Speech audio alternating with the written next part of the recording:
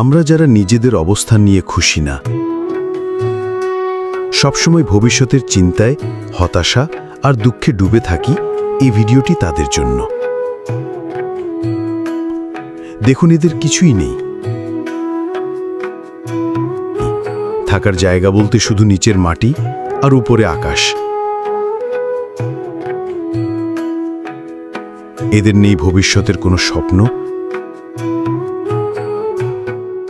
নেই অতীতের আক্ষেপ। এরা কীটপতঙ্গের মতো বেঁচে আছে, অথচ আল্লাহ আমাদেরকে এদের থেকে হাজার গুণ বেশি দিয়েছেন।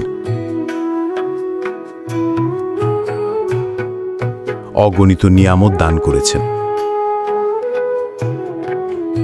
তবু আমরা কৃতজ্ঞ নই, শুকরিয়া আদায় করি না।